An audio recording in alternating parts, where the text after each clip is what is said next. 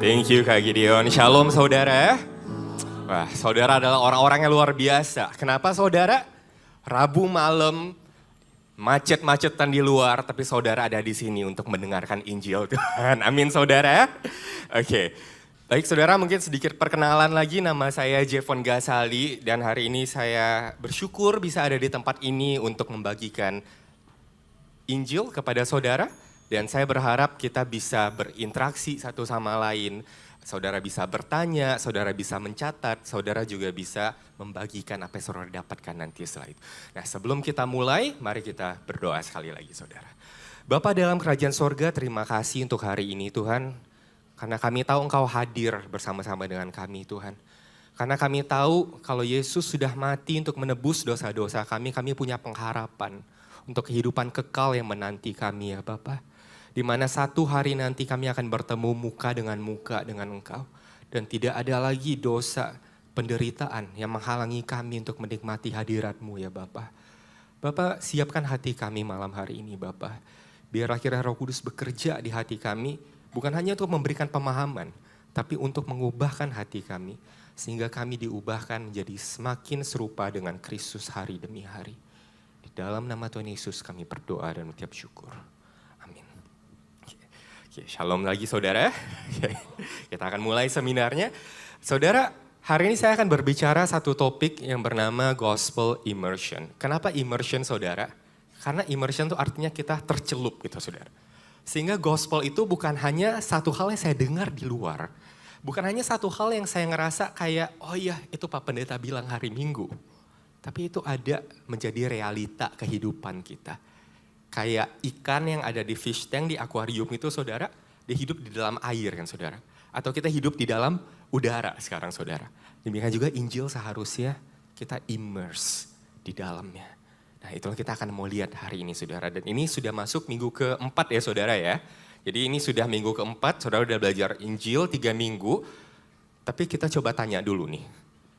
Nah, jadi menurut saudara Injil itu apa setelah 3 minggu ini saudara? Biasanya kan saya yang jelasin, nah sekarang gimana kalau saudara yang jawab gitu ya saudara. Jangan takut salah, kita sama-sama mau belajar. Jadi menurut saudara, Injil itu apa sih? Ada yang mau jawab mungkin? Ya, harus ditunjuk seperti ini saudara ya. Ini Rabu malam capek-capek gitu kan. Harus ditunjuk kayak ini, tapi kalau ditunjuk nanti, aduh terlalu agamawi kesannya saudara, terpaksa jawabnya gitu saudara ya. Oke mungkin ada yang mau bilang Injil itu apa, sedikit aja salah benar nggak apa-apa, kita nggak menghakimi saudara. Ada. Kabar baik dari surga, baik terima kasih Bapak, puji Tuhan. Benar, Injil adalah kabar baik dari surga. Oke ada lagi mungkin, biasanya kalau satu mulai kan berikutnya ikut gitu saudara ya. Ada lagi saudara mungkin yang mau bilang Injil itu apa? Atau mungkin setuju dengan Bapak ini? Kabar baik dari surga. Benar saudara. Jadi Injil adalah kabar baik mengenai siapa saudara? Yesus. Yang mati menebus dosa-dosa kita. Sehingga kita bisa dipersatukan kembali dengan Allah. Dan inilah gambaran lengkap Injil. Di mana di penciptaan di awal ada Tuhan. Apakah Tuhan butuh menciptakan kita? Enggak. Tapi karena kasihnya dia menciptakan manusia. Tapi manusia kemudian memberontak kepada Allah. Kejatuhan. Tapi apakah Allah yang penuh kasih itu meninggalkan kita saudara? Tidak. Manusia memberontak kemudian diselamatkan, ditebus oleh Tuhan. Sehingga kita di akhir zaman nanti akan dipersatukan kembali dengan Kristus. Dengan juru selamat kita. Dan itu adalah cerita Injil yang begitu indah. Dari awal sampai akhir. Dari penciptaan sampai ke akhir zaman. Tapi masalahnya, di cerita ini kita hidupnya di mana? Apakah di antara penciptaan dan kejatuhan, saudara? Bukan. Apakah antara kejatuhan dan penebusan? Bukan, Yesus sudah datang kan ya? Berarti kita hidup di antara penebusan dan akhir zaman. Kita sudah ditebus, tapi kita belum sampai akhir zaman kan? Apakah kita masih bergumul dengan dosa? Bergumul dengan penderitaan? Masih saudara. Nah pertanyaan adalah, apa relevansinya kalau saya sudah ditebus tapi saya masih menderita hari ini? Apa relevansinya kalau saya sudah ditebus tapi saya masih jatuh dalam dosa? Nah, itu kita mau bahas. Kita mau lihat bagaimana Injil tuh relevan di setiap bagian kehidupan kita antara penebusan dan akhir zaman. Bagaimana Injil berbicara terhadap setiap aspek kehidupan kita. Mungkin kita tidak bisa membahas secara komprehensif hari ini saudara, karena waktunya terbatas, tapi kita setidaknya kita mau belajar untuk memahami lebih dalam apa itu Injil. Nah, saudara, jadi Injil kalau bisa disummary-in gitu saudara ya, Injil adalah kabar baik tadi kan. Tapi sebelum kita masuk ke sana saudara, saya juga mau mengundang saudara bagaimana cara kita mempelajari Injil itu juga penting. Kenapa saudara? Nah ini adalah taksonomi pembelajaran Bloom gitu saudara. Mungkin ada yang guru di sini atau dosen? Ada ya, oke. Ya Tuhan, ada beberapa mungkin yang pernah mengajar. Saudara mungkin cukup familiar dengan taksonomi ini saudara. Ini adalah cara seseorang memahami suatu konsep. Di level paling bawah itu cuma mengingat, menghafal, mengingat. Ngerti nggak? Enggak, tapi saya ingat. Nah itu gimana? Kebanyakan orang Kristen kadang kita diajarin hafalin aja firman Tuhan ya. Hafal nggak saudara? Hafal. Sekolah minggu disuruh ngafal nggak? Disuruh ngafal. Salah nggak? Nggak salah. Tapi kalau udah ngafal, tapi nggak paham, ya apa gunanya dihafal gitu saudara ya. Nah hari ini saya mau mengajak kita naik level. Bukan cuma mengingat firman Tuhan, tapi kita mau paham Injil itu apa. Dan setelah kita paham, kita mau juga aplikasikan. Nah ini tingkat pembelajaran level berikutnya. Contohnya gini saudara ya, misalnya saudara tahu 1 tambah 1 sama dengan berapa? 2. Anak SD disuruh ngafal kan ya, 1 tambah 1 sama dengan 2, 2 tambah 2 sama dengan 4, 4 tambah 4 sama dengan 8. Oke, dia bisa hafal, tapi dia ngerti nggak? Kenapa sih 1 tambah 1 itu sama dengan 2? Jadi kalau saya punya 1 di sini, ada mic 1 lagi di sini, 1 sama 1 jadinya 2, paham kan di sana? Tapi apakah dia bisa aplikasikan? Contohnya, setelah dia paham, dia misalnya ke supermarket. Dia mau beli tomat, 1 tomat harganya 1.000. Dia mau beli 2 tomat, jadi harganya berapa saudara? 2.000, 1.000 jadi 2.000. Konsep yang pertama dia hafal, 1 tambah 1 sama dengan 2. Lalu dia mulai mengerti kenapa 1 tambah 1 itu sama dengan 2. Nah, dia ke supermarket dia bisa aplikasikan. Demikian juga dengan firman Tuhan dan Injil. Saudara bisa hafal firman Tuhan, saudara bisa ingat itu, tapi saudara ngerti nggak maksudnya apa? Dan setelah saudara mengerti, maka saudara bisa mengaplikasikan firman Tuhan dan Injil dalam kehidupan saudara. Nah, hari ini saya mengundang kita untuk naik level. Dari mengingat ke mengerti, mengerti ke mengaplikasikan. Nah itulah yang akan kita bahas, makanya saudara dari satu buku saya, atau satu seminar lengkapnya nanti di slide berikutnya, akan terlihat kalau ada 4 bagian saudara di sana. Baik dari Gospel Foundations, yaitu dasar Injil, kalau kita memahami dulu apa itu Injil. Lalu kedua, kejelasan Injil, Gospel Clarity, apa yang bukan Injil. Jadi apa itu Injil, kita juga harus tahu apa yang bukan Injil. Jadi tadi saudara udah pinter kan, kita semua udah tahu nih ya, Injil adalah kabar baik gitu dari Tuhan. Tapi tahu nggak apa yang bukan Injil? Nah itu kita akan bahas hari ini saudara. Nah nanti kalau saudara sudah bisa paham, saudara bisa pelajari lebih lanjut untuk mengaplikasikannya itu seperti apa dalam kehidupan. Jadi itu yang kita pelajari, apa itu Injil, apa yang bukan Injil. Nah saudara, apa sih Injil itu saudara? Di slide berikutnya lagi, di bagian slide nomor 10, Injil adalah kabar baik kan tadi kita bilang. Maksudnya apa? Kita mau tahu. Injil pertama adalah kabar, Injil adalah kabar baik.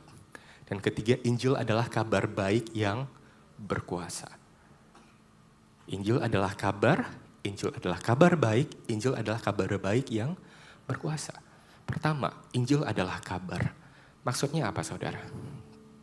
Ini contohnya saya pakai di slide berikutnya agak-agak outdated gitu saudara ya. Semoga tidak men-trigger trauma-trauma tertentu di sini saudara ya. Kalau baca soal COVID di sini. Saudara ingat gak berita pertama tahun 2020? Jokowi umumkan 2 orang di Indonesia positif corona. Waktu itu pada panik nggak? Mungkin belum lah ya, baru 2 gitu saudara ya. Tapi kemudian apa yang terjadi saudara? Tambah 7.259 kasus, tambah kasus 30.000, 60.000. Tambah panik nggak saudara? Panik. Nah, itu kabar. Bisa diubah nggak? Nggak bisa kan? Coronanya udah masuk ke Indonesia, gimana saya mau ubah? Tahan dulu, jangan masuk dulu, nggak bisa kan? Yang kita bisa lakukan terhadap sebuah kabar apa? Kita hanya bisa menanggapi. Kita hanya bisa meresponi kabar itu. Oh, karena kasusnya sekian, saya mulai berhati-hati, saya mulai pakai masker, saya makan lebih banyak di rumah. Tanggapan kan saudara? Kabarnya berubah nggak? Enggak. Tapi tanggapan kita berubah nggak? Nah, Injil seperti itu. Injil adalah kabar, artinya kabar kalau Yesus sudah mati menebus dosa-dosa kita. Sudah terjadi belum saudara?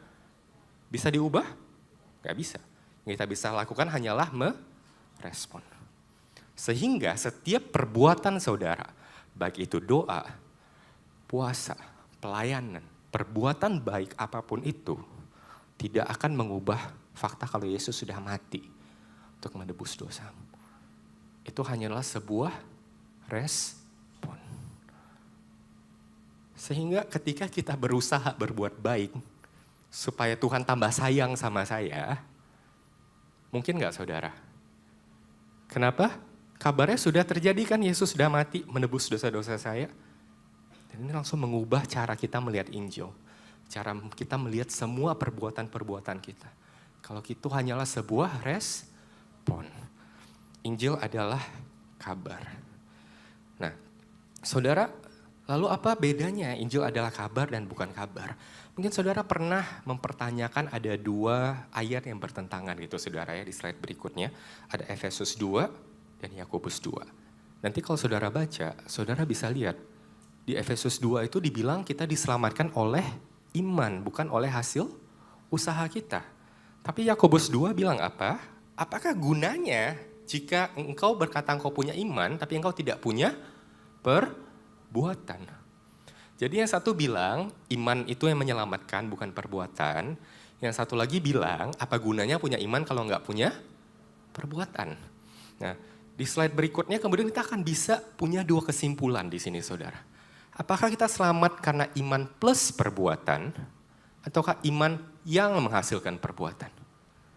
Saudara bisa kelihatan berbedanya apa saudara? Kalau iman plus perbuatan, berarti iman itu DP saya, perbuatan saya cicilan ya, itu saudara ya. 50% iman, 50% perbuatan gitu kan. Tapi kalau iman yang menghasilkan perbuatan, yang menyelamatkan iman apa perbuatan? Iman. Imannya yang kemudian menghasilkan perbuatan. 2 hal ini berbeda saudara. Dan itu juga mengubah cara kita melihat kehidupan kita. Cara kita melihat perbuatan baik kita, ketaatan kita. Sehingga apa? Saya nggak berbuat baik supaya Tuhan tambah sayang sama saya. Saya nggak berbuat baik supaya saya selamat. Saya nggak berbuat baik supaya saya bisa minta Tuhan. Dan Tuhan kasih apa yang saya mau. Perbuatan baik saya adalah respon dari iman saya. Karena Yesus sudah menyelamatkan saya, makanya saya merespon. Saya nggak berusaha mengubah kabar yang sudah terjadi. Saya hanya menanggapi. Sehingga pada saat kita mengampuni, bukan supaya Tuhan berkatin kita. Kita mengampuni karena Kristus sudah mengampuni. Respon kan saudara? Mengubahkah kabar itu? Enggak kan? Yang berubah siapa? Saya, respon saya yang berubah. Beda sama orang yang melihat keselamatan adalah iman plus perbuatan. Ya saya percaya, tapi saya harus berusaha supaya saya selamat. Nanti kita akan lihat lebih jauh, kalau itu dari luar sama kelihatannya, bahaya. Dari luar sama-sama mengampuni enggak? Sama-sama berbuat baik enggak? Tapi digali hatinya berbeda. Itu kita lihat nanti. Sehingga saudara di slide berikutnya, kekristenan adalah satu-satunya kepercayaan yang mengajarkan kita tidak bangun tangga ke sorga. Kita tidak cicil-cicil keselamatan kita sampai kita naik ke atas. Bukannya kita berusaha naik, tapi Tuhan yang turun dan menebus dosa-dosa kita. Itulah Injil, saudara. Dan itulah keindahan Injil. Jadi Injil adalah kabar. Paham ya saudara ya? Jadi Injil adalah kabar. Kalau kita paham ini, pemahaman kita berubah, cara hidup kita berubah. Ini saya harus menjelaskan kenapa ada background GoFood itu. Saya nggak sebut merek ya saudara, siapa tahu yang lain gitu kan saudara. Kalau seandainya saudara pesan makanan, makanannya datang, saudara lapar banget. Makanan datang tuh kabar baik, kabar buruk, kabar biasa aja. Kabar baik. Tapi saudara pesenin makanan buat adik, buat tetangga, buat teman, buat orang tua, saudara nggak lapar, makanan datang. Terus saudara bilang, makanan datang, itu kabar baik, buruk biasa aja. Biasa aja. Kecuali kita ngerasain lapar dan tuh makanan datang, kabar itu nggak akan jadi kabar baik. Dan itulah Injil. Semakin kita merasakan keberdosaan kita, semakin baik kabar Injil itu bagi kita. Amin saudara. Oke, next slide-nya tadi. Nah, jadi kabar Injil bisa jadi kabar baik, biasa saja, atau bahkan kabar buruk. Gimana Injil bisa jadi kabar buruk? Bayangkan kalau ada orang yang selama ini berusaha menyelamatkan dirinya berkali-kali.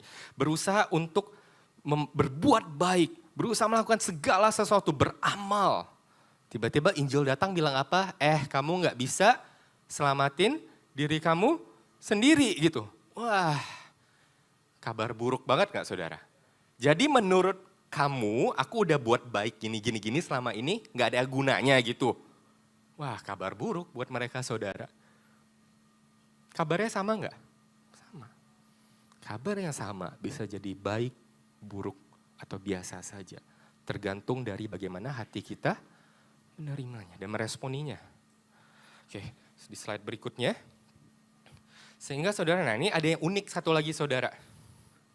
Kabarnya baik, tapi dia nggak ngerasa berdosa. Gimana dong saudara? Injilnya kabar baik, tapi dia nggak ngerasa berdosa. Kenapa saudara? Nah inilah kita sebut waktu Injilnya udah geser. Distorsi Injil gitu saudara.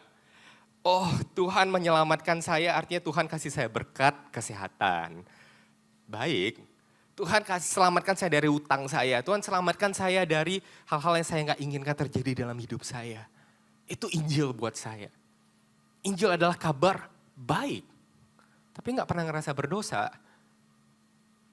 Nah, itu disebut dengan lensanya geser, saudara ya. Injilnya terdistorsi. Nah, itulah kita akan pelajari di bagian berikutnya nanti, saudara ya. Bagian gospel clarity di sana. Gospel clarity bakal berbicara tentang bagaimana Injil itu bisa geser. Maka kita mau tahu apa yang bukan Injil. Jadi tadi Injil adalah kabar, Injil adalah kabar baik.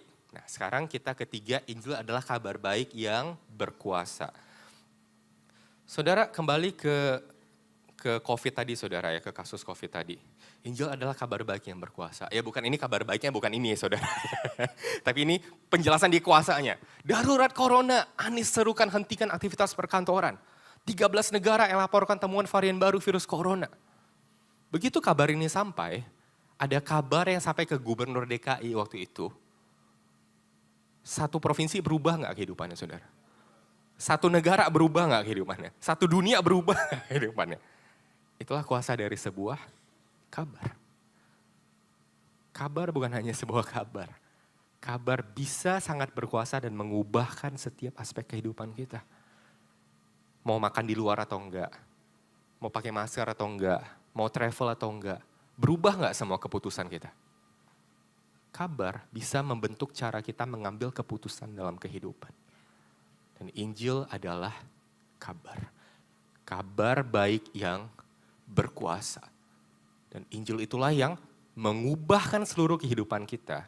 Cara kita melihat dunia, cara kita mengambil keputusan, cara kita berhubungan satu sama lain. Semuanya berubah karena ada kabar yang kita terima. Kalau Yesus sudah mati untuk menebus dosa-dosa saya. Jadi Injil adalah kabar, Injil adalah kabar baik. Dan Injil adalah kabar baik yang berkuasa. Mengubahkan. Sehingga saudara kalau kita lihat di slide berikutnya yang ada gambar lensanya saudara, dari operator. Di sana saudara kita akan lihat, oke mungkin kita di slide ini dulu nggak apa-apa saudara. Oke udah yang ini saudara ya. Nah jadi sehingga saudara Injil adalah seperti lensa dalam kehidupan. Cara saya melihat keuangan, cara saya melihat pekerjaan saya, cara saya melihat kesehatan keluarga, penderitaan saya, seks, cara saya melihat pertemanan, kesehatan jiwa dan masa depan saya. Semuanya berubah. Makanya Injil yang diberitakan oleh Yesus Kristus memutarbalikkan cara orang melihat dunia. Yang terkecil akan menjadi yang terbesar gitu saudara di sana. Yang terdahulu akan menjadi yang terakhir. Yang terakhir menjadi terdahulu. Berubah semuanya saudara. Tapi masalahnya apa saudara? Kita nggak datang ke kekristenan dengan kertas kosong. Kita bawa pemahaman-pemahaman yang begitu banyak, agama-agama kita sebelumnya. Walaupun saya lahirnya di keluarga Kristen, bukan berarti saya Kristen dari lahir, saudara ya. Beda. Saya punya pemahaman budaya, saya punya pemahaman intelektual, saya punya pemahaman yang saya terima dari orang tua, dari leluhur saya, dari komunitas saya, dari budaya saya. Dan itu yang kemudian saya bawa masuk ke kekristenan saya. Makanya kita sangat gampang, oh kalau kamu mau senangin Tuhan, kamu harus bayar upeti ke Tuhan. Kenapa? Seluruh dunia mikirnya kayak gitu nggak saudara? Cuma kekristenan yang nggak ajarin itu. Bayangkan kita percaya Kristen, percaya Kristus, masuk ke kristenan. Kita belum meninggalkan yang lama. Kita cuma menambahkan Injil ke pemahaman lama kita. Kita jadi sinkretisme, menggabungkan kepercayaan-kepercayaan yang ada. Kita nggak melihat Alkitab dan Injil sebagaimana semestinya. Sehingga dalam bagian berikutnya saudara, saya mau ajak saudara untuk masuk dalam proses, masih di slide yang sama, dari proses unlearn dan relearn. Unlearn artinya, learn itu belajar kan saudara ya. Jadi unlearn, saudara belajar meninggalkan pemahaman lama saudara yang anti Injil. Dan kemudian saudara relearn, belajar kembali. Apa itu Injil? Karena kalau kita nggak unlearn, kita cuma learn aja, akhirnya pemahaman Injilnya saya cuma tambahkan ke pemahaman lama saya. Saya yang agamawi, saya yang dulu penuh kasih karunia yang berlimpah-limpah luar biasa saudara, saya tambahin aja sama Injil gitu kan saudara. Makanya kita harus unlearn. Makanya saudara di bagian berikutnya kejelasan Injil, apa yang bukan Injil. Itu bukan untuk menghakimi kita saudara. Tapi kita sama-sama mau belajar unlearn dan relearn. Kita akan belajar meninggalkan, oh ternyata dulu saya agamawi, ternyata dulu saya moralisme, bukan Injil. Lalu kita pelan-pelan mulai belajar kembali disebut dengan Injil. Oke, saudara, nah jadi kita masuk ke bagian yang kedua, yaitu gospel clarity. Jadi yang pertama, oke saudara ya, tadi Injil adalah kabar kabar baik yang berkuasa. Dan sekarang kita masuk ke fase unlearn dan relearn. Gospel clarity, kita mau Injil yang jelas. Yang nggak mau terkontaminasi sama pemahaman-pemahaman lama saya. Saya mau benar-benar ada di sana. Saudara di Galatia 1 saudara, Paulus itu marah. Ya Rasul marah bolehlah saudara. Marah kan nggak dosa ya saudara ya, tergantung marahnya kenapa gitu ya saudara ya. Marahnya kenapa di sini saudara? Karena orang-orang di Galatia udah terima Injil Kristus. Bisa-bisanya jatuh lagi gitu bilang, kamu harus disunat dulu menurut hukum Musa, baru kamu bisa selamat. Itu bukan Injil, itu Injil plus perbuatan kan saudara. Kamu mengkompromikan Injil Kristus. Injil plus yang lain itu bukan Injil saudara, itu berubah bentuk gitu di sini. Nah, sekarang mungkin kita nggak dengar lah gitu ya, kamu harus ikut hukum Musa, harus disunat dulu baru selamat, nggak ada gitu saudara. Kita harus ke sini saudara ya. Tapi sadar nggak? Di sekitar kita juga ada loh Injil-Injil yang lain. Yang kelihatannya baik, tapi sesat. Kalau nggak baik, siapa yang mau ikut? Pasti baik dong kedengarannya. Harusnya terdengar baik. Tapi tidak sesuai dengan kebenaran Injil Kristus. Nah itu kita mau gali hari ini. Ada macam-macam di sana, di 2 slide berikutnya. Saudara, mungkin terlalu kecil saudara ya, dan juga udah sudah terdistorsi juga seperti saudara di sini ya saudara ya. Jadi mohon maaf. Ini karena saya kirimnya PDF, tapi pindahin ke PPT jadi seperti ini. Jadi kita ada kesalahan teknis, tapi nggak apa-apa. Ini anggaplah sebagai teka-teki buat saudara, saudara ya. Jadi ada namanya Injil agamawi, Injil moralisme, ada Injil self-help, Injil terapeutik, macam-macam. Ada Injil-Injil lain yang bertebaran. Kita harusnya sadar, yang terdengar baik, Tapi itu mendistorsi Injil Kristus. Nah, itulah yang kita mau lihat hari ini saudara. Di slide berikutnya kita akan lihat bagaimana di bagian pertama ini yang kita akan selesaikan dalam waktu 12 menit dan 37 detik saudara. Kita ngebut saudara ya, tepuk tangan dulu nih saudara. Ada Injil agamawi, ada Injil moralisme, ada Injil kemakmuran, Injil self-help. Kenapa ini saya gabung jadi satu, saudara? Karena intinya sama, kamu harus bangun tangga ke sorga.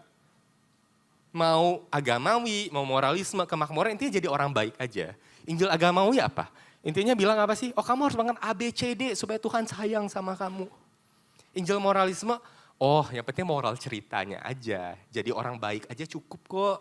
Gak perlu lah ngaku-ngaku dosa ke gereja, penting jadi orang baik aja. Baik kan kedengarannya? Baiklah. Sama Injil kemakmuran. Memang namanya kemakmuran, tapi orang-orang kemakmuran biasanya hidupnya kudus dan suci gak saudara? Karena apa saudara? Kalau gak kudus nanti dikutuk, gimana saudara? Kalau misalnya dia mau dapat berkat harus kudus hidupnya. Berbuat baik. Sama Injil self-help yang cuma kayak, nih 3 langkah buat jadi baik, nih 3 langkah, 4 langkah buat jadi bahagia. Semuanya sama-sama jadi orang kelihatannya baik. Nah saya kelompokin jadi satu, saudara. Nah nanti di bagian kedua, yang kita nggak akan selesaiin semuanya, saudara. Ada yang namanya dosa dan penderitaan, itu kita harus paham dulu hubungannya. Apa itu dosa, apa itu penderitaan. Dan kemudian di situ ada namanya Injil terapeutik. Injil terapeutik itu kayak kucing dilus-elus gitu, saudara. Kamu baik, Tuhan sayang sama kamu. Itu udah berdarah-darah sama dosa, masih dilus-elus kayak gitu, saudara. Gimana gitu kan, saudara ya. Nah itu kita akan lihat dan pelajari. Oke, karena waktunya singkat kita langsung masuk ke Injil agamawi, saudara ya. Injil agamawi itu intinya apa? Gimana caranya kamu bisa taatin peraturan, hukum Tuhan? Baik nggak saudara? Baik. Kalau nggak baik nggak ada yang mau ikut, pasti baik kedengarannya.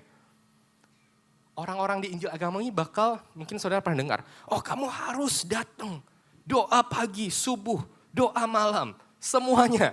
Sampai-sampai hidupnya bukan di dunia lagi, gitu, saudara ya. Hidupnya dari pagi sampai malam, Senin sampai Minggu, semuanya untuk Tuhan, memang untuk Tuhan gitu. Tapi untuk merasa dirinya benar. Tuntutan, tuntutan, tuntutan. Pokoknya kamu harus begini, A, B, C, D, E, supaya Tuhan sayang sama kamu. Supaya kamu mengasihi Tuhan. Baik, kita lihat slide berikutnya. Taatnya kenapa?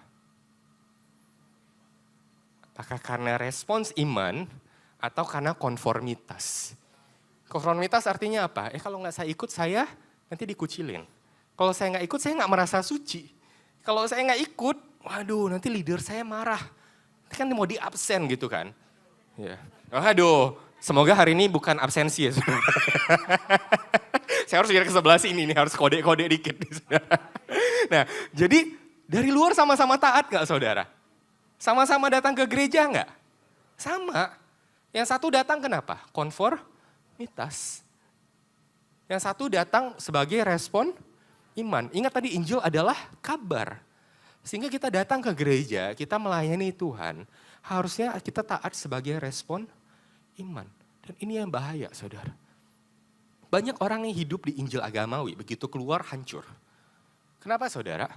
Saudara mungkin pernah dengar cerita, oh ada anak yang baik-baik, pelayanan, mungkin jadi komsel leader, jadi worship leader di sini. Terus dia kita kirim sekolah keluar gitu. Sampai sana hidupnya kok hancur gitu. Mabuk-mabukan, di sana mungkin drugs, party yang gak sehat. Kenapa saudara? Sadarkah saudara kalau dianya gak berubah sebenarnya? Di sini supaya dia bisa diterima, dia harus taat pelayanan. Di sana supaya dia bisa diterima, dia harus taat pakai drugs, minum minuman alkohol yang berlebihan, seks bebas. Sama-sama taat nggak saudara? Di budaya pun orang taat sama budaya. Dia konformitas. Sehingga kalau saudara taat cuma karena konformitas, bukan karena respon iman, saudara nggak paham. Saya mengampuni ini karena Tuhan sudah mengampuni saya. Saya ini berbuat baik karena saya tahu saya orang berdosa yang gak layak terima pengampunan dari Tuhan. Maka saya bisa bermurah hati kepada orang lain. Beda saudara. Dari luar sama-sama taat sekali lagi. Sama. Digali hatinya. Itu yang berbeda. Nah, itulah Injil agamawi itu kembali seperti tadi saudara. Bangun tangga ke Surga. Tapi kalau kita lihat cerita bangsa Israel, saudara, dan Musa waktu mereka menyeberang, apakah mereka taat dulu baru bisa keluar dari Mesir? Atau mereka dikeluarin dulu dari Mesir buat hidup menjadi orang yang sesuai dengan firman Tuhan? Enggak kan saudara ya, mereka kan dikeluarin dulu dari Mesir. Menyeberang Laut Merah dulu, baru dikasih hukum Tuhan kan di sana. Makanya urutannya adalah Kejadian, Keluaran, Imamat. Bukan Kejadian, Imamat, Keluaran gitu saudara. Jadi kita bukan terus kita harus taat dulu baru kita dikeluarin dari dosa menuju ke keselamatan, ke surga. Kita diselamatkan dulu dari lumpur dosa. Kabarnya sudah terjadi, nggak bisa diubah.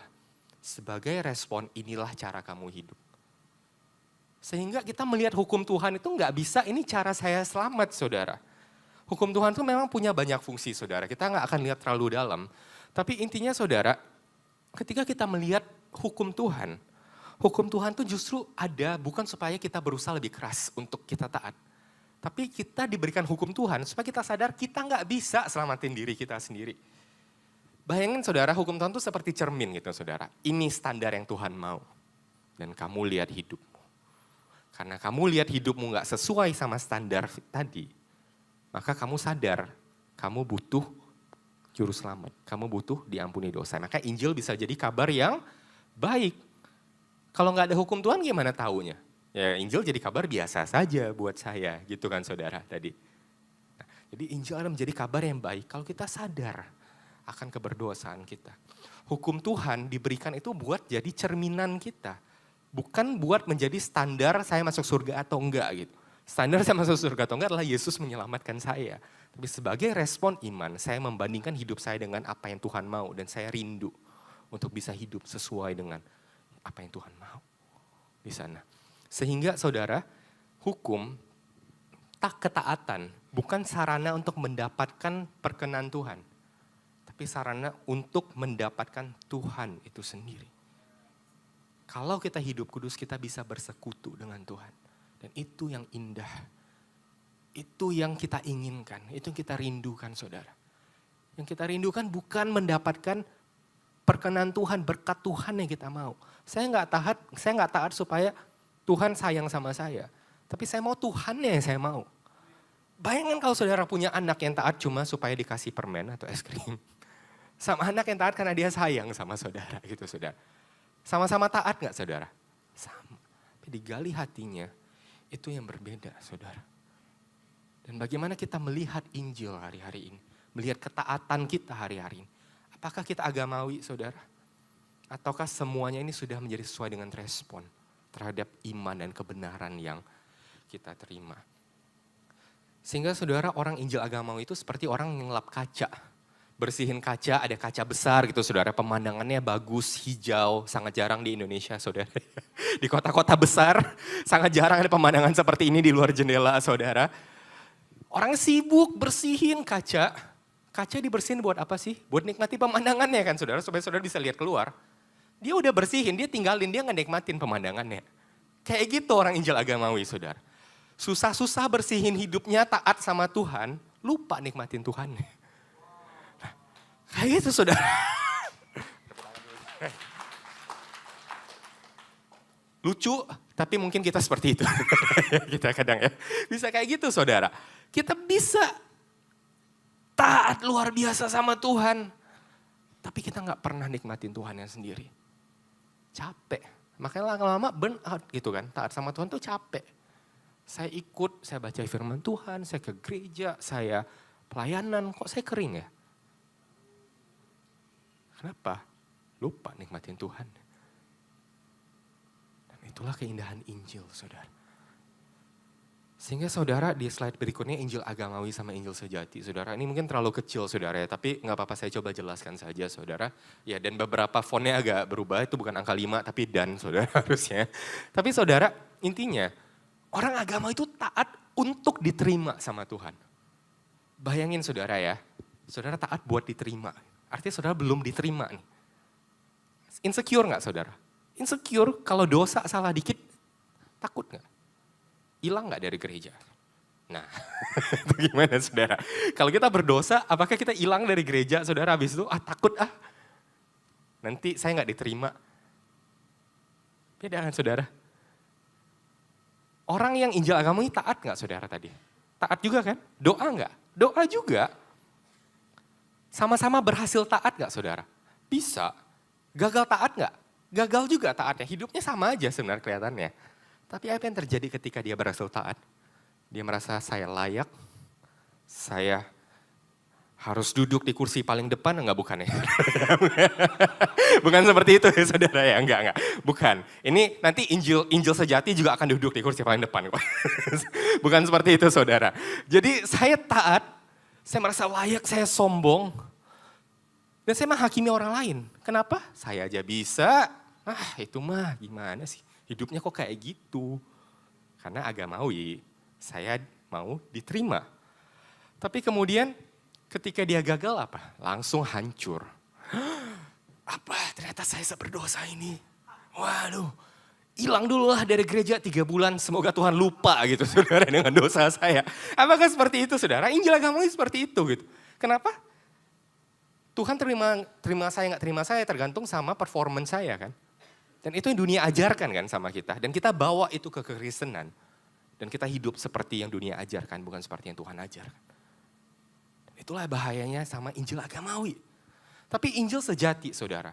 Dia sudah diterima dulu, dia sudah dikeluarkan dari Mesir. Baru dia respon sebagai taat. Dia merasa bersyukur, bersuka cita. Dia berhasil taat, tapi dia nggak sombong. Kenapa? Ya saya taat juga karena kasih karunia Tuhan, bukan karena saya gitu. Masa saya sombong, saya nuntut sama Tuhan gitu. Waktu saya gagal, ya saya rendah hati. Tuhan ternyata untuk seorang seberdosa inilah Tuhan itu mati. Saya nggak tahu Tuhan saya seberdosa ini. Ternyata ini loh, salib Tuhan tuh makin besar buat saya. Dan waktu saya itu saya bisa kembali datang sama Tuhan, Tuhan ampuni dosa saya. Karena tidak ada dosa yang terlalu besar untuk kasih karunia Tuhan di sana. Dan ketika saya berdoa, saya nggak berdoa buat dapat Tuhan ya. Ini dari Tim Keller by the way saudara ya. Isi doa saya bukan penuh permintaan, bukan cuma hangat kalau lagi butuh. Itu kan saudara biasanya ya. Kalau lagi butuh doanya, semua kebaktian didatengin itu saudara. Ya siapa tahu pelayanan gitu kan saudara ya. Nah tapi kalau lagi nggak butuh, hilang, nggak doa gitu. Karena Injil sejati, saya berdoa tadi bukan buat mendapatkan perkenan Tuhan, tapi buat mendapatkan Tuhannya. Saya menikmati hubungan. Sehingga di slide terakhir untuk Injil agamawi, saudara, kita lihat kalau semakin lama kita ikut Tuhan, salibnya akan semakin besar. Di slide berikutnya, saudara, kita akan lihat. Dan itulah pertumbuhan kekristenan seperti itu, saudara. Mungkin bisa ke next slide. Yes, ini dia. Bayangkan saudara, ini saya naik gak apa-apa saudara ya.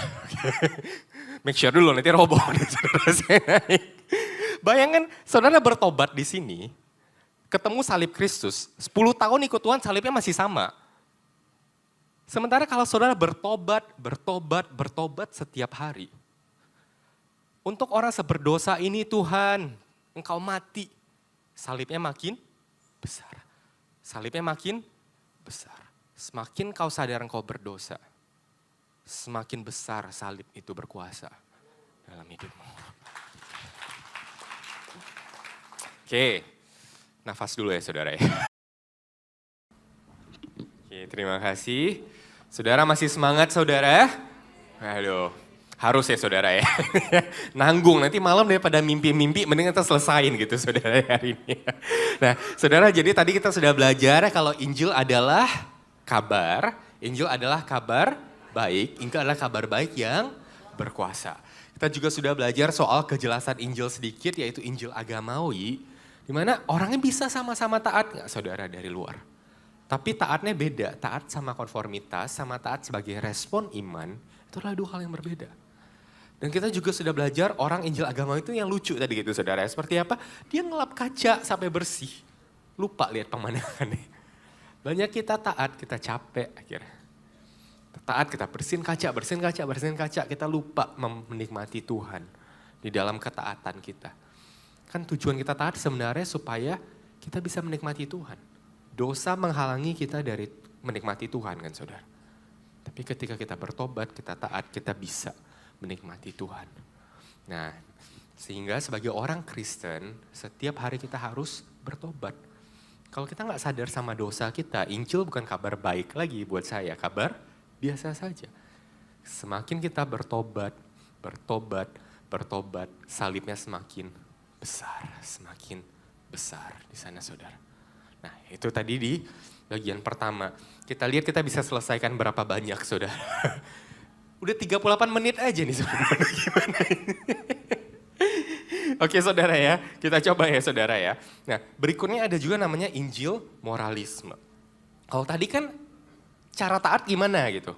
Kalau Injil moralisme cara jadi orang baik gimana? Kamu yang penting baik aja. Ini pemahaman budaya nggak saudara? Kalau kita dulu cerita di majalah gitu atau di pelajaran bahasa Indonesia, apa moral yang kamu dapatkan dari cerita ini gitu kan saudara kan ya? Moral ceritanya apa? Oh saya harus sabar, saya harus berbuat baik gitu. Tanpa sadar kita bawa ini ke kekristenan. Kita belum unlearn, kita belum meninggalkan, kita cuma lakuin aja gitu di sana. Akhirnya apa saudara? Kita bacalah cerita Daud gitu kan. Daud lawan Goliat. Kalau saya percaya, kalau saya berani bersama Tuhan, tidak ada Goliat yang terlalu besar buat saya. Seperti itu kan saudara ya. Tapi apakah itu ceritanya saudara? Tidak saudara, nanti kita akan gali kenapa itu berbeda. Intinya saudara, di Injil moralisme saya mau menekankan dan mengundang saudara untuk memahami. Kalau di cerita itu Yesus tidak dikabarkan. Yesus nggak perlu mati dan bangkit supaya cerita itu bisa jadi. Itu bukan kekristenan, itu moralisme. Di cerita Daud lawan Goliat tadi, Yesusnya di mana saudara? Saudara, kita bisa bandingkan antara Daud dan Yesus.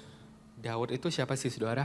Anak kemerah-merahan, nggak dianggap, dikirim ke saudaranya buat kasih makan saudaranya. Tapi kemudian apa yang terjadi di sana? Tanpa disangka-sangka, waktu nggak ada orang yang berani lawan Goliat, siapa yang berani maju? Daud. Tanpa disangka-sangka Daud menang nggak saudara? Karena Daud, orang Israel yang tadinya takut, bisa menang nggak lawan orang Filistin? Bisa menyembah Allahnya kembali nggak dengan benar? Bisa kan saudara? Nah, jadi di cerita Daud dan Goliat, saya bukan Daudnya, kita bukan Daudnya. Kita adalah orang-orang Israel yang pengecut, yang gak berani lawan dosa, gak berani lawan Goliat. Tanpa disangka-sangka ada satu juru selamat yang datang. Dan tema juru selamat itu bukan hanya terjadi sekali di Alkitab. Sepanjang perjanjian baru, perjanjian lama. Kita lihat berkali-kali bangsa Israel diselamatkan. Untuk mempersiapkan hati mereka untuk juru selamat yang sejati, yaitu Yesus Kristus. Sekali lagi, kalau Yesus nggak diberitakan, maka tidak, itu bukan kekristenan, itu moralisme. Karena kalau Yesus mati nggak mati sama aja, ya ngapain Yesus mati itu saudara. Itu bukan kekristenan. Saudara mungkin cerita lain, saudara familiar cerita Yusuf. Yusuf tuh apa sih saudara, orang paling malang nggak saudara? Dijual sama saudaranya buat sejumlah keping perak. Udah kerja baik-baik, difitnah sama istri Potifar. Masuk penjara, temenan sama juru roti, juru nganggur raja. Dilupain bertahun-tahun. Tapi akhirnya dia naik gak jadi raja di Mesir dan berkuasa. Saudaranya menjual tadi tunduk gak di kaki? Takut gak saudara? Takut. Tapi karena Yusuf, saudara-saudara bisa tetap hidup dari bencana kelaparan. Karena Yusuf, lain dari kerajaan, dari kelahiran Yesus Kristus yaitu Yehuda saudara, bisa diselamatkan, tidak mati dalam bencana kelaparan. Di cerita Yusuf kita bukan Yusufnya. Kita nggak bisa bilang, oh kamu harus jadi seperti Yusuf, kamu harus sabar dalam penderitaan. Benar, oke. Tapi di sana kita siapa saudara? Mampukah kita? Kita nggak mampu. Di sana kita adalah saudara-saudara Yusuf yang menjual dia. Kita yang menjual Yesus. Sebagaimana Yusuf dijual untuk sejumlah keping perak ke bangsa asing, Yesus dijual nggak sama Yudas untuk sejumlah keping perak ke bangsa asing. Tapi sebagaimana Saudara-saudari Yusuf dengan takut tunduk di kaki Yusuf, tapi menerima kasih karunia. Sudah, aku mengampuni engkau. Layak gak mereka terima kasih karunia? Layak, saudara. Saudara sendiri dijual jadi budak karena cemburu. Mungkin juga dengan kita, saudara. Gak ada yang layak. Tapi kita terima pengampunan kasih karunia daripada Tuhan. Sehingga di dalam setiap cerita, kita harus memahami bagaimana Yesus adalah pusat dari setiap cerita di Alkitab. Kita bukan cuma mau jadi orang baik, kita mau jadi orang yang bertobat. Memahami dosa, menerima kasih karunia. Sehingga saudara, kita lihat perbandingannya di slide berikutnya saudara. Kalau Injil itu tadi siapa saya adalah manusia yang berdosa. Dan siapa Yesus? Yesus adalah juru selamat saya. Bagaimana saya bisa berbuat baik? Karena Yesus sudah menyelamatkan saya, maka saya bisa merespon, berbuat baik. Karena Yesus sudah mengampuni saya, maka saya bisa mengampuni sesama saya. Dan itulah kemudian yang saya lakukan. Tapi di berikutnya kita lihat, Injil moralisme itu anggap gampang. Perintahnya apa, gimana saya lakuin. Ceritanya moralnya apa, gimana saya bisa lakuin. Seperti itu kan saudara. Dan kita suka yang gampang. Dan kita terbiasa sama yang seperti itu. Karena kita belum unlearn dari budaya kita di sekolah, di pembelajaran, intinya ada cerita ambil aja moralnya gitu kan saudara. Tanpa menyadari keberdosaan kita. Dan bagaimana Yesus mati untuk menebus dosa-dosa kita. Itu bukan kekristenan, itu moralisme. Nah, jadi ini supaya kita bisa sadar. Ingat saudara, ini bukan buat menghakimi kita, tapi adalah supaya kita sadar, unlearn dan relearn. Kita belajar meninggalkan, kita belajar untuk kembali gitu. Bagaimana di sana. Sehingga pertanyaan terbesar yang saudara harus tanyakan adalah di mana salibnya. Di setiap khotbah, di setiap pembahasan firman Tuhan, di setiap Bible study dengan grup saudara. Apakah hari ini engkau membahas tentang Kristus? Apakah engkau membahas tentang dosa dan keselamatan di dalam Kristus? Karena kalau nggak ada salibnya, nggak ada pertobatan, nggak ada kasih karunia-Nya, itu bukan kekristenan, itu moralisme. Sehingga saudara kita tidak bisa lihat Injil itu seperti kumpulan majalah di slide 49. Alkitab itu satu kesatuan pesannya dari awal sampai akhir. Dari kejadian sampai wahyu berbicara tentang satu nama yaitu Yesus. Mulai dari manusia jatuh dalam dosa, Tuhan mengcover mereka dengan pakaian dari kulit binatang. Mereka coba anyam sendiri kan dari daun ara. Tapi Tuhan kasih dari kulit binatang. Berarti ada binatang yang dikulitin. Ada pertumpahan darah, ada binatang yang mati untuk menutupi ketelanjangan manusia. Dari awal. Dan kenapa sih harus ada ritual, korban bakaran, korban penghapusan dosa? Itu menuju kepada siapa? Yesus. Suatu hari nanti akan ada juru selamat yang ada di kayu salib seperti domba sembelihan untuk menebus dosa umat manusia. Saudara mau cerita Daud kita udah bahas, Yusuf kita udah bahas, cerita Musa. Musa itu bayi Yahudi atau Mesir saudara? Dari mana? Ya Yahudi, tapi kemudian dilarikan ke Mesir gitu kan saudara ya. Nah jadi dia bayi Yahudi dilarikan ke Mesir, karena takut dibunuh kan, waktu itu disuruh semua anak-anak di bawah itu dibunuh kan di sana. Diselamatkan ke Mesir, kemudian balik-balik jadi juru selamat bangsa Israel nggak dia? Datang dengan begitu banyak tanda, begitu banyak tulah. Tapi bangsa Israel nolak dia nggak saudara? Nolak dia. Ini juru selamat yang diselamatkan ke Mesir dan ditolak. Siapa itu? Yesus. Yesus waktu lahir mau dibunuh nggak sama Herodes? Malaikat suruh Yesus kemana? Mesir, suruh Yusuf ke Mesir. Lalu Yesus ditolak nggak sama orang-orang yang mau diselamatkan? Ditolak, tapi dia datang dengan kuasa yang besar nggak saudara? Dan menyelamatkan, membawa umatnya keluar dari perbudakan dosa. Sehingga saudara kita bukan mau cocokologi itu saudara ya. Tapi kita harus berangkat dari satu titik yang sama. Kalau Alkitab dari awal sampai akhir berbicara tentang Yesus Kristus. Karena kalau nggak ada salibnya kembali, itu bukan kekristenan, itu adalah moralisme. Sehingga pertanyaan setiap saudara baca Alkitab, bahas Alkitab selalu, dosanya apa? Bagaimana Yesus menjawab hal itu? Itu kan kita bahas lebih lanjut nanti kalau ada, mungkin saudara kan punya seri soal berhala, tadi saya dengar saudara, nah itu akan dibahas lebih lanjut di sana tentang dosa. Tapi selalu bahas dosanya apa, Yesusnya di mana. Di sana.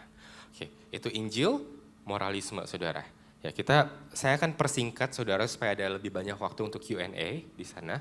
Nah, jadi saudara berikutnya adalah Injil kemakmuran. Oke, ya saudara ya, jadi persiapkan pertanyaan saudara, tapi ya, kita lihat waktunya. Oke, jadi itu adalah Injil moralisme dan ketiga adalah Injil kemakmuran, saudara. Injil kemakmuran, siapa yang nggak pernah dengar kata Injil kemakmuran di sini? Oke, siapa yang pernah menghidupi Injil kemakmuran? Oke, susah saudara kita ya kalau ngaku ini, tapi semua kita seenggaknya pernah dengar, pernah kepapar sedikit gitu saudara. Intinya apa saudara di Injil kemakmuran adalah bagaimana cara saya bisa diberkati gitu saudara. Premis utamanya di sini apa sih saudara? Di slide berikutnya. Kalau kamu taat, kamu akan. Kalau kamu tidak taat, kamu akan. Logis nggak saudara sebenarnya?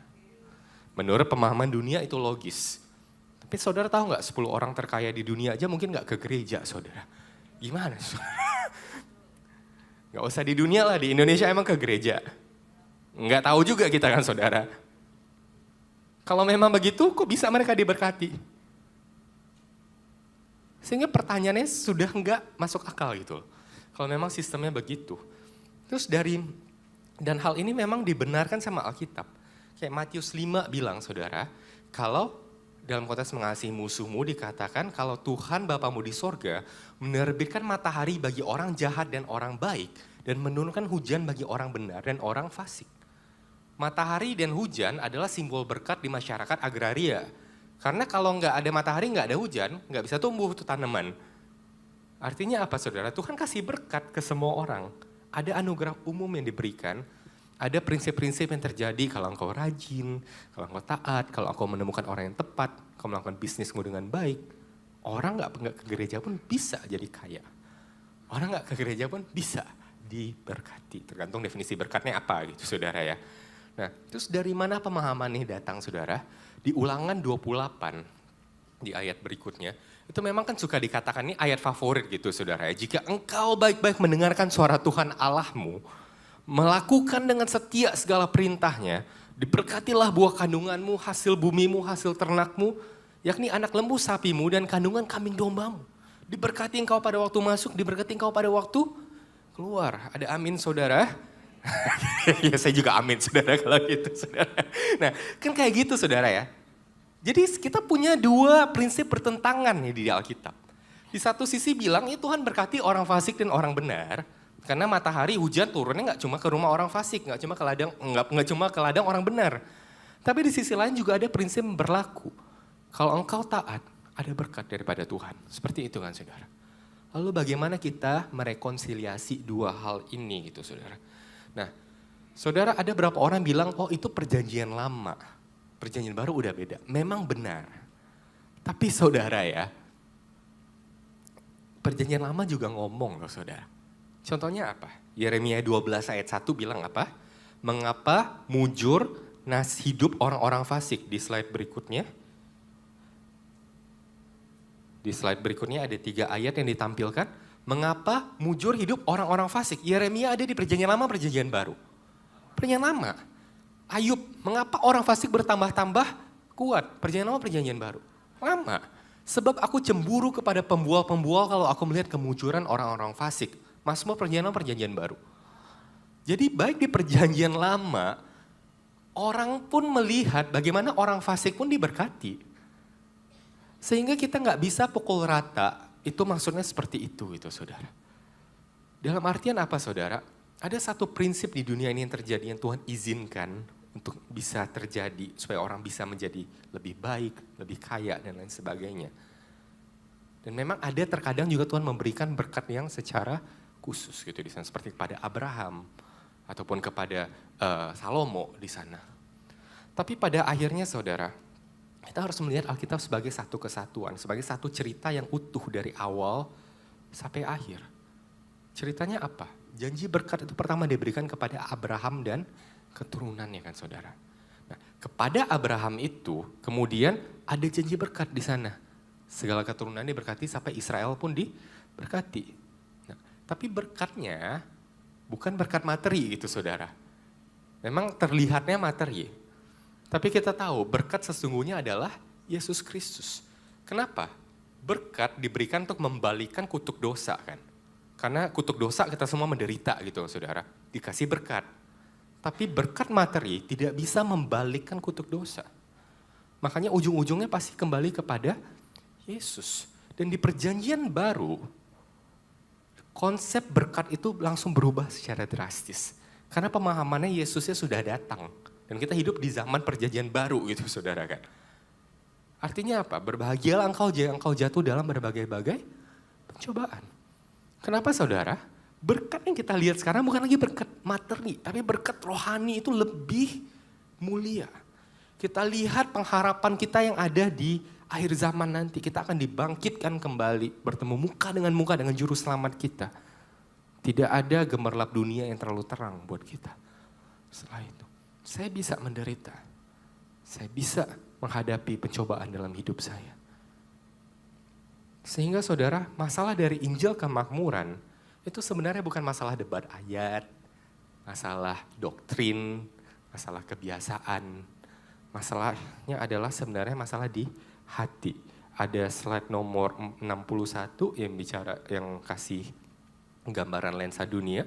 Nah, di sana saudara, jadi kita bisa melihat kalau masalahnya apa sih? Masalahnya itu Alkitab. Semua bagian ini dilihat dari lensa yang duniawi. Kan tadi kita bilang kalau Injil adalah lensa kan saudara ya. Kita melihat semua bagian kehidupan dari lensa Injil. Tapi salibnya geser. Matanya duniawi. Sehingga apapun ayat yang dibaca, keluarnya ya seperti itu gitu loh di sana. Sehingga saudara di dalam menghadapi Injil kemakmuran, dan banyak kita mungkin bergumul dengan itu saudara. Dan kita digoda setiap hari dengan Injil kemakmuran gitu kan saudara. Kita harus lakukan, kita harus bertobat. Kita harus melihat kembali Alkitab dari lensa Injil yang sejati. Hati kita yang duniawi ini yang kita harus matikan kedagingan kita saudara. Bolehkah doa minta berkat? Boleh. Bolehkah doa minta kesembuhan saudara? Boleh. Bolehkah doa minta mujizat? Boleh. Yang salah bukan di sananya. Yang salah ketika kita minta habis-habisan, sekarang kan itu Tuhan kita. Sekarang kalau saya nggak dapat ini, hidup saya nggak berarti. Itu berhala, nanti akan dibahas, ada seri khotbahnya saya dengar saudara. Itu berhala saudara. Dan itu yang sering kita lakukan kan di doa, kita memakai Tuhan untuk tujuan kita. Kita bertransaksi sama Tuhan untuk tujuan kita. Harusnya bukan kita pakai Tuhan, tapi Tuhan yang pakai kita. Itulah Injil kemakmuran. Kita berusaha sekuat tenaga memanipulasi Tuhan supaya Tuhan kasih apa yang kita mau. Karena kalau kita nggak dapat apa yang kita mau itu, hidup saya nggak akan berarti. Which is berhala, which is Tuhan baru dalam hidup saya. Apakah itu uang, apakah itu anak, apakah itu kesuksesan, promosi, pasangan hidup, semua hal baik bisa jadi berhala. Karena kalau nggak baik siapa yang mau? Pasti halnya baik. Cuma ketika itu diberhalakan proporsinya saudara. Itulah yang menjadi bahan bakar untuk Injil kemakmuran. Hati manusia yang sudah berdosa menginginkan sesuatu begitu sangat luar biasa lebih daripada Tuhan. Akhirnya memakai Tuhan itu sendiri buat memenuhi keinginan hatinya. Nah, kita perlu bertobat dari sana. Kembali saya tanya, bolehkah minta berkat? Bolehkah minta kesembuhan? Bolehkah minta mujizat? Yang nggak boleh adalah ketika kita minta itu seakan-akan nggak ada kehidupan setelah kematian. Hidup tuh cuma di dunia aja. Itu yang tragis dari orang Kristen, saudara. Banyak orang berdoa sekarang hidupnya di sini. Kalau di sini nggak dapat, hidupnya udah nggak ada kehidupan lain. Seakan-akan kalau orang sakit nggak sembuh itu dosa. Seakan-akan mereka nggak tahu kalau orang mati dalam Kristus akan bangkit, akan menerima kebangkitan tubuh dan hidup yang kekal yang jauh lebih indah daripada hidup di dunia ini. Atau orang yang sembuh dari mujizat bakal sakit lagi nggak, saudara? Bakal mati lagi nggak, saudara? Tidak ada berkat apapun di dunia ini yang abadi yang bisa menjaga engkau sampai selama-lamanya. Berkat itu akan hilang. Tuhan bisa kasih cicipan awal dari berkat yang sesungguhnya lewat kesembuhan. Tapi kesembuhan fisik tidak bisa menyelamatkan jiwamu. Lazarus dibangkitkan dari kematian. Apakah Lazarus mati lagi, saudara? Mati. Kalau kita masih lihat Lazarus hari ini. Gak ada tuh, saudara. Kenapa, saudara? Nah, itulah saya mau mengundang kita hari ini melihat. Boleh doa minta berkat. Boleh doa minta kesembuhan. Boleh doa minta mujizat. Tapi kalau engkau berdoa seakan-akan tidak ada kehidupan setelah kematian. Seakan-akan hatimu terpapar di sini, di dunia ini saja. Maka hati-hati, periksa hatimu. Makanya Injil itu bukan bilang boleh nggak boleh, itu agamawi. Kalau saya bilang nggak boleh, itu agamawi, saudara. Tapi Injil akan mengubah hatimu. Akan melihat hati kita menjadi jauh lebih, melihat sesuatu yang lebih mulia di ujung sana. Dan itulah kuasa Injil dalam kehidupan kita, saudara. Saudara, nafas dulu, saudara. Ini kayak tiap satu Injil kita harus nafas dulu gitu ya, harus nafas dulu. Tapi nggak apa-apa, saudara, kita akan lanjut, kita punya 17 menit, kita bisa sampai ke Injil terapeutik, saudara ya. Jadi kita bisa tanya lebih banyak. Oke, jadi tadi sudah ada Injil agamawi, gimana caranya supaya saya bisa taat, tapi taatnya kenapa? Konformitas atau respon iman gitu kan. Kedua ada Injil moralisme, oh moral ceritanya apa? Saya mau jadi orang baik aja cukup lah gitu. Ketiga ada Injil kemakmuran, saya pakai Tuhan buat tujuan saya. Hati saya terpikat di dunia ini, saya nggak punya pengharapan lagi akan hidup yang kekal yang menanti saya nanti. Yang penting sekarang, itu Injil kemakmuran.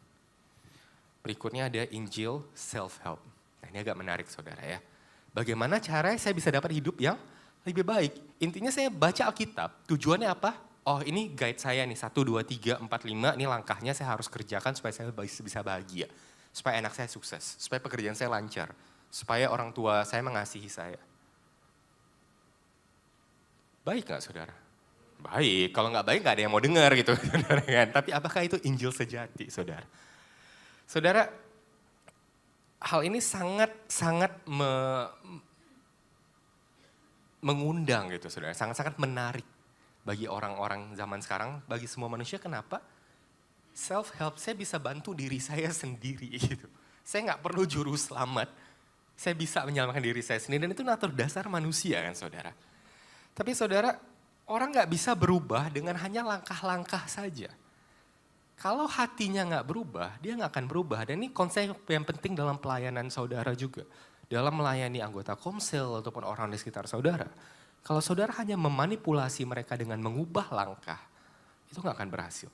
Saya kasih contoh cerita, saudara ya. Ada di slide 70 di sana. Bayangkan ada seorang bapak di sana, dia punya penyakit diabetes, saudara. Ini bukan cerita real, saudara ya. Jadi kalau ada di sini, tolong jangan dianggap personal, saudara. Terus dokter bilang, kalau kamu nggak ubah kehidupan kamu bisa buta, bisa lumpuh, bisa mati. Akhirnya dia cobalah, oke lah dok, saya modifikasi kebiasaan saya. Tadinya minum teh manis tiap pagi jadi kopi pahit gitu kan, saudara. Terus kontrol lingkungan, kulkasnya biasa penuh snack, dikosongin gitu sama dia. Lingkungan terkontrol, menemukan kebiasaan baru, mungkin mulai ikut join klub sepeda gitu atau jalan pagi, olahraga apapun lah itu. 2 minggu, 3 minggu kemudian dia ke dokter lagi, dokternya bilang sama aja gula darahnya kok gak berubah gitu, saudara. Padahal Bapak ini sudah memakai langkah-langkah gitu kan. Sudah memodifikasi kebiasaannya, sudah mengontrol lingkungannya, sudah menemukan kebiasaan baru. Tapi kenapa? Oh ternyata memang paginya minum kopi pahit. Tapi jadinya di kantor jajan, beli Starbucks yang manis. Memang lingkungannya udah dikontrol, kulkasnya kosong. Tapi jadi jarang makan di rumah juga, jajan di luar. Pasti makan sama temen, ngemil sore-sore gitu kan. Memang menemukan kebiasaan baru, join klub sepeda, jalan-jalan lari pagi. Habis itu makan bakmi kan saudara. Jadi sudah ditemukan kebiasaan barunya, sudah dimodifikasi kebiasaan, dikontrol lingkungannya. Tapi dia gak berubah. Sebegitulah tidak berguna, bukan tidak berguna saudara, itu bisa dipakai. Tapi sebegitu tidak efektifnya ini. Terus apa yang terjadi berikutnya saudara di slide berikutnya? Bapak itu anak pertamanya lahir saudara. Dia lihat anak itu, dia angkat anak itu, dia gendong anak itu. Kalau saya buta, kalau saya lumpuh, kalau saya mati. Apa yang terjadi sama anak ini? Siapa yang akan membesarkan? Tiba-tiba hatinya berubah. Dia minum kopi pahit, dia nggak minum teh manis. Kulkasnya ada isi pun sekalipun, dia nggak makan, dia nggak sentuh. Dia olahraga, sampai habis itu dia pulang. Dia menghindari makanan-makanan manis. Kenapa saudara? Yang berubah apanya? Hatinya. Demikian juga dengan kehidupan kita dengan Injil saudara. Sampai Injil mengubahkan hati kita. Nggak ada langkah-langkah apapun yang bisa membuat kita bertobat. Hati kita pasti pengen banget. Masih mau, nggak mau lepasin Tuhan. Kita akan coba langkah apapun kalau kita nggak bertobat di hati. Nggak akan bisa. Dan itulah kenapa Injil mengubahkan hati, bukan memberikan langkah.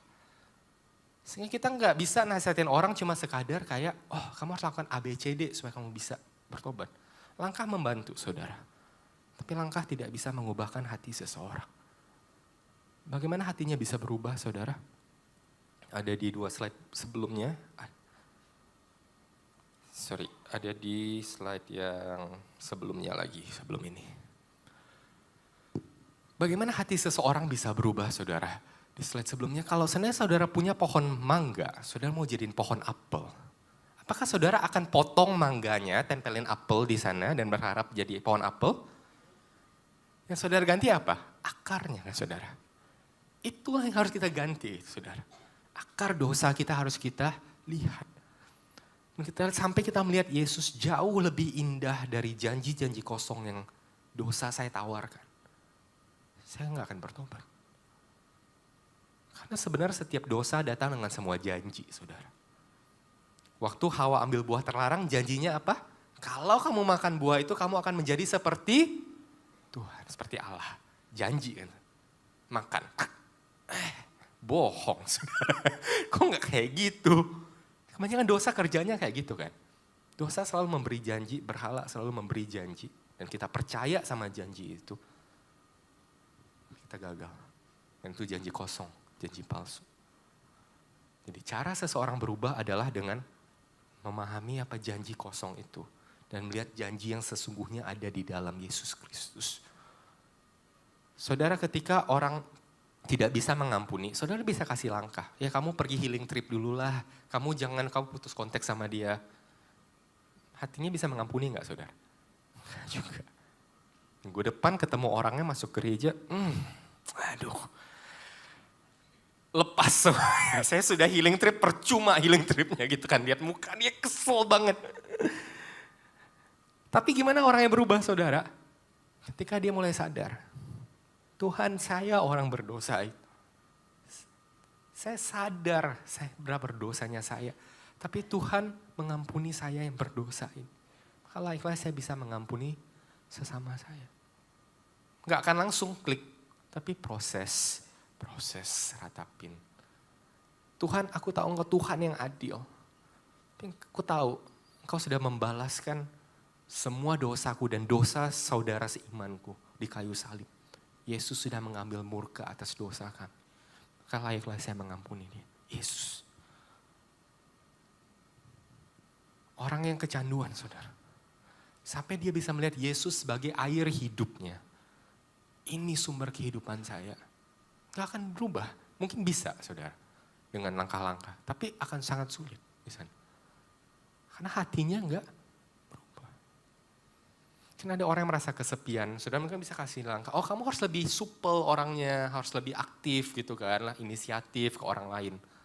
Bisa. Tapi satu saat dia akan mengalami namanya penolakan. Dan dia nggak bisa ditolak. Dia akan cepat kabur. Dan dia akan kesepian lagi. Sampai dia tahu kalau saya diterima oleh Yesus. Saya bisa melihat pertemanan dengan cara yang sehat. Ada buah roh yang keluar dari hati saya. Ada kasih, ada sukacita, ada damai sejahtera, ada kesabaran. Ada kemurahan hati, ada pengendalian diri yang keluar di sana. Dan orang bisa melihat, menikmati itu dan akhirnya muncullah pertemanan yang sehat. Bukan hanya berusaha langkah yang memanipulasi. Seperti Bapak tadi, bukan hanya memodifikasi kebiasaan, mengontrol lingkungan ataupun menemukan kebiasaan baru. Tapi dia mengubah hati. Oke, saudara, ini versi fast mode ya saudara ya. Nanti coba diulang lagi, speednya dikasih setengah gitu saudara ya. Nah saudara ini Injil yang paling seru menurut saya saudara berikutnya. Jadi itu sudah ada Injil agamawi, ada Injil moralisme, Injil kemakmuran, Injil self-help. Sekarang kita masuk namanya Injil terapeutik. Ini kebalikan dari Injil agamawi. Injil agamawi bakal bilang, oh kamu harus lakukan begini biar Tuhan sayang, biar Tuhan terima sama kamu gitu. Tapi Injil terapeutik saudara, Injil terapeutik bakal mengatakan sebaliknya. Injil terapeutik, oh Tuhan sayang sama kamu, it's okay dosa aja, gak apa-apa gitu kan. Tuhan bakal terima kamu, kita terima kamu apa adanya kok, Tuhan aja sayang, masa kita enggak gitu kan saudara. Enak gak saudara dengarnya? Ya, kalau gak enak siapa yang mau gitu, kembali gitu kan. Kalau gak baik, kalau gak enak gak ada yang mau. Nah sekarang saudara dilakukan di sini, masalahnya di mana sih saudara di sana? Saudara kita punya 7 menit, saya akan kasih saudara satu contoh saja dari Alkitab. Khotbahnya Yesus. Kalau kita hilangin dosanya, jadi Injil terapeutik.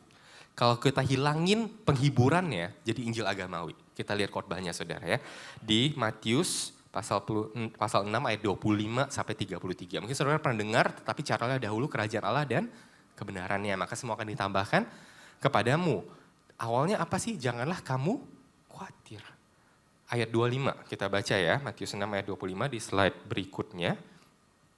Karena itu aku berkata kepadamu, janganlah khawatir akan hidupmu, akan apa yang hendak kamu makan atau minum, janganlah khawatir pula akan tubuhmu, akan apa yang hendak kamu pakai.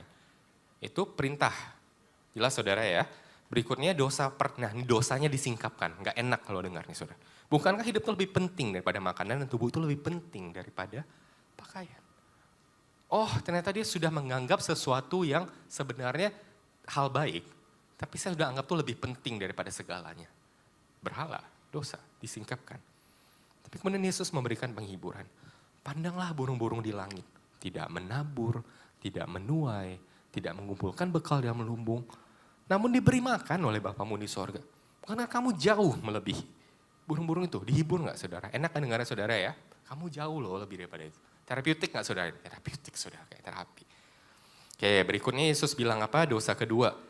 Siapa di antara kamu yang karena kekhawatirannya dapat menambahkan sehasta saja pada jalan hidupnya? Kenapa kamu khawatir akan pakaian?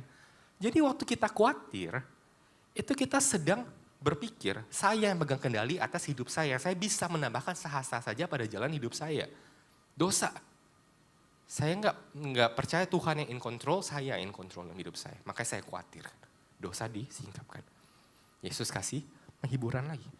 Perhatikanlah bunga bakung di ladang. Tumbuh tanpa bekerja, tanpa memintal. Salomo saja dalam segala kembangan tidak seindah itu. Jadi kalau rumput di ladang hari ini ada, besok nggak ada aja Tuhan pelihara. Apalagi lagi dia akan mendanani kamu, hai kamu orang yang kurang percaya. Enak dengar itu saudara, wah saya lebih berharga dari bunga bakung di ladang gitu saudara ya. Ya walaupun di sini mungkin kita nggak lihat itu saudara, tapi ini kan masyarakat zaman dulu lihatnya ini gitu ya. Terus berikutnya Tuhan bilang apa dia 31. Sebab itu janganlah kamu khawatir dan berkata apakah yang kami makan, minum atau pakai. Semua itu dicari bangsa-bangsa yang tidak mengenal Allah. Dosa disingkapkan lagi nggak? Kalau hidup kamu penuh kekhawatiran, kamu hidup seakan Tuhan tuh nggak ada. Kamu hidup nggak beda sama orang yang nggak percaya Tuhan. Apa bedanya orang yang percaya Tuhan sama nggak percaya Tuhan kalau sama-sama khawatir hidupnya? Kayak gitu kan, dosa disingkapkan gitu kan, sudah dikeluarkan di sana. Ternyata saya hidup itu saya nggak percaya Tuhan tuh ada gitu. Saya hidup seperti saya nggak kenal Allah. Tapi diberikan penghiburan, akan tetapi Bapamu di sorga tahu bahwa kamu memerlukan semua. Oh, saya punya Bapa di sorga yang mengasihi saya. Lalu ada pertobatan, makanya tetapi carilah dahulu kerajaan Allah dan kebenarannya, maka semuanya itu akan ditambahkan kepadamu. Jadi solusi Alkitab buat kekhawatiran bukan dengan pergi healing trip, bukan dengan pergi kayak terapi, mungkin bisa membantu tapi tidak selalu seperti itu. Tapi mengalihkan pandangan kita dari kerajaan dunia kita ke kerajaan surga. Berapa banyak kekhawatiran kita datang karena kita terlalu fokus sama kerajaan dunia kita. Dan kita nggak pernah mengalihkan pandangan kita ke kerajaan surga. Melihat hal-hal yang lebih mulia. Pekerjaan-pekerjaan Tuhan yang menanti. Sumber kekhawatiran. Dan di era sekarang itu sangat lazim. Kenapa saudara? Media sosial memaksa kita membandingkan hidup kita dengan highlight orang lain setiap hari. Khawatir nggak? Wih, umur segitu udah begini, saya udah begini gimana nih? Kok bisa dia udah nikah duluan daripada saya gitu, saudara. Kok bisa kayak gitu? Anaknya berhasil banget, anak saya aduh gitu saudara kan. Khawatir, terlalu fokus. Ya. Saudara bayangkan khotbah yang sama, saya tarik semua penghiburannya. Kita baca dosanya aja saudara ya. Di slide berikutnya. Karena itu aku berkata kepadamu, janganlah khawatir akan hidupmu, akan apa yang hendak kamu makan, minum, pakai. Bukankah hidup itu lebih penting daripada makanan? Dan tubuh itu lebih penting daripada pakaian? Siapa di antara kamu yang karena kekhawatirannya dapat menambahkan sehasta saja pada jalan hidupnya? Dan mengapa kamu khawatir akan pakaian? Sebab itu jangan kamu khawatir berkata, apa yang akan kamu makan, minum, pakai? Itu seperti orang-orang yang tidak mengenal Allah. Ya demikian khotbah hari ini saudara. Amin, mari kita berdoa gitu. Bayangkan saudara ya, khotbah yang sama, cerita yang sama, penghiburan diambil nadanya berubah. Sekarang kita balik. Dosanya yang saya hilangkan. Penghiburannya saja. Di slide berikutnya. Aku berkata kepadamu, jangan kamu khawatir akan hidupmu, apa yang akan hendak kamu makan, minum, pakai. Pandanglah burung-burung di langit. Kamu tuh jauh lebih berharga daripada burung-burung di langit. Slide berikutnya. Pandang bunga bakung di ladang. Kamu tuh lebih berharga. Kalau itu aja Tuhan dandanin, Tuhan pasti dandanin kamu. Gitu. Slide berikutnya lagi. Bapamu di sorga tahu kok bahwa kamu melakukan semuanya itu. Jadi jangan khawatir ya saudara. Oke, amin. Mari kita berdoa. Khotbah yang sama. Penghiburannya diambil jadi agamawi. Dosanya diambil jadi terapeutik. Maka Injil bukan salah satu. Injil dua-duanya. Injil akan menyingkapkan keberdosaan kita dan itu sakit. Injil itu kan sakit. Dosa dibukakan tuh gak enak. Itu kayak luka dibukakan dikasih garam gitu saudara. Pedis. Tapi juga Injil memberikan kasih karunia dan penghiburan di sana. Karena kembali kayak awal tadi. Kalau gak tahu dosanya apa, ya penghiburannya buat apa? Saudara kan. Kalau cuma dibukakan dosa gak dihibur, ya agamawi legalisme gitu saudara. Injil adalah keduanya. Sehingga dalam melayani, dalam membagikan firman Tuhan, dalam sharing, diskusi apapun, jangan ketinggalan salah satu, saudara. Kalau engkau hanya fokus ke dosa, taat, lupa nikmatin Tuhan, lupa kasih karunia, lupa berkat daripada Tuhan ya, legalisme, agamawi. Tapi di sisi lain kalau engkau cuma kayak, Tuhan sayang sama kamu, Tuhan peduli sama kamu, Tuhan pasti kasih yang terbaik buat kamu. Jadi terapeutik. Injil harus dua-duanya. Jadi kita nggak boleh takut sama salah satu, tapi selama dua-duanya harus disingkapkan. Itulah Injil terapeutik. Oke, waktunya pas habis saudara. Jadi kita tangan dulu. Kita ada Q&A lagi ya. Oke.